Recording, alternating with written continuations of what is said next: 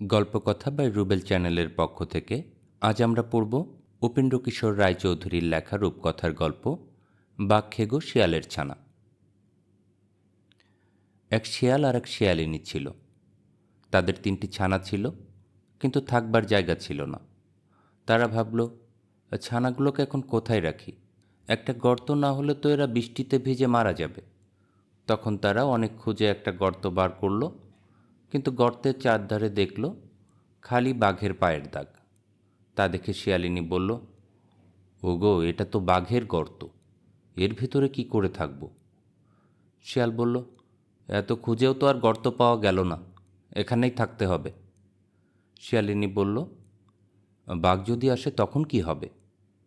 শিয়াল বলল, তখন তুমি খুব করে ছানাগুলোর গায়ে চিমটি কাটবে, তাতে তারা চেঁচাবে, আর আমি জিজ্ঞাসা করব, ওরা কাঁদছে কেন? তখন তুমি বলবে, ওরা বাঘ খেতে চায়। তা শুনে শিয়ালিনী বলল, বুঝেছি, আচ্ছা বেশ, বলেই সে খুব খুশি হয়ে গর্তের ভিতরে ঢুকল। তখন থেকে তারা সেই গর্তের ভিতরেই থাকে। এমনি করে দিন কতক যায়। শেষে একদিন তারা দেখল বাঘ আসছে। অমনি শিয়ালিনী তার ছানাগুলোকে ধরে খুব করে চিমটি কাটতে লাগলো। তখন ছানাগুলো যে কি চেঁচালো তা কি বলবো। শিয়াল তখন খুব মোটা আর বিশ্রী গলার সুর করে জিজ্ঞেস করলে, এ খোকারা কাঁদছে কেন? শিয়ালিনী তেমনি বিশ্রী সুরে বলল, ওরা বাঘ খেতে চায় তাই কাঁদছে। বাঘ তার গর্তের দিকে আসছিল। এর মধ্যে ওরা বাঘ খেতে চায় শুনে সে থমকে দাঁড়ালো। সে ভাবল, বাবা, আমার গর্তের ভিতর না জানি ওগুলো কি ঢুকে রয়েছে, নিশ্চয়ই ভয়ানক রাক্ষস হবে, নইলে কি ওদের খোকারা বাঘ খেতে চায়? তখন শিয়াল বলল, আরে বাঘ কোথায় পাবো, যা ছিল সবই তো ধরে এনে ওদের খাইয়েছি। তখন শিয়ালিনী বলল, তা বললে কি হবে? যেমন করে পারো একটা ধরে আনো, নইলে খোকারা থামছে না। বলে সে ছানাগুলোকে আরও বেশি করে চিমটি কাটতে লাগলো। তখন শিয়াল বলল, আচ্ছা রোসো রোসো, ওই যে একটা বাঘ আসছে, আমার ঝপাংটা দাও, এক্ষুনি ওকে ভতাং করছি। ঝপাং বলেও কিচ্ছু নেই, ভতাং বলেও কিচ্ছু নেই, সবই শিয়ালের চালাকি। বাঘের কিন্তু সেই ঝপাং ও ভতাং শুনেই প্রাণ উড়ে গেল। সে ভাবল, মাগো, এই বেলা পালাই, নইলে না জানি কি দিয়ে কি করবে এসে। বলে সে আর সেখানে একটুও দাঁড়ালো না। শিয়াল চেয়ে দেখল যে লম্বা লম্বা লাফ দিয়ে ঝোপ জঙ্গল ডিঙিয়ে ছুটে পালাচ্ছে।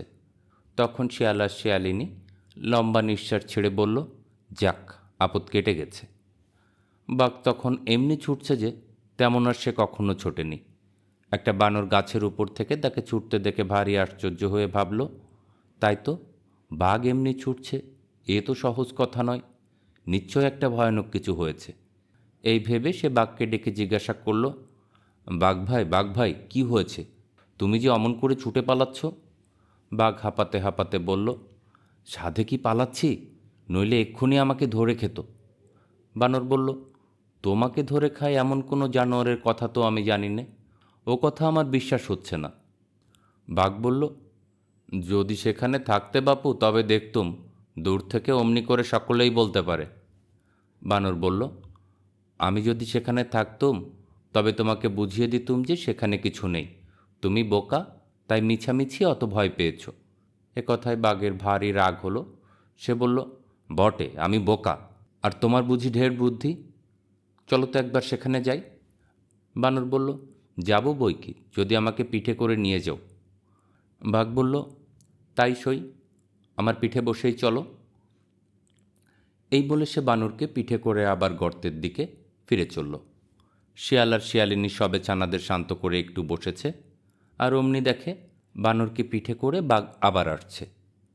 তখন শিয়ালিনী তাড়াতাড়ি ছুটে গিয়ে আবার ছানাগুলোকে চিমটি কাটতে লাগলো। ছানাগুলোও ভূতের মতো চেঁচাতে শুরু করলো। তখন শিয়াল আবার সেরকম সুরে বলল, আরে থামো থামো, অত চেঁচিও না, অসুখ করবে। শিয়ালিনী বলল, আমি বলছি যতক্ষণ না একটা বাঘ এনে ওদের খেতে দেবে ততক্ষণ ওরা কিছুতেই থামবে না। শিয়াল বলল, আমি যে ওদের মামাকে বাঘ আনতে পাঠিয়েছি, এক্ষুনি সে বাঘ নিয়ে আসবে, তোমরা থামো। তারপর একটু চুপ করে সে আবার বলল, ওই ওই ওই যে তোমাদের বাদর মামা একটা বাঘ ধরে এনেছে, আর কাঁদিস নে, শিগগির ঝপাংটা দে, বতাং করি। বানরের এতক্ষণ খুব সাহস ছিল, কিন্তু ঝপাং আর ভতাঙের কথা শুনে সে আর বসে থাকতে পারল না। সে এক লাফে একটা গাছে উঠে দেখতে দেখতে কোথায় পালিয়ে গেল।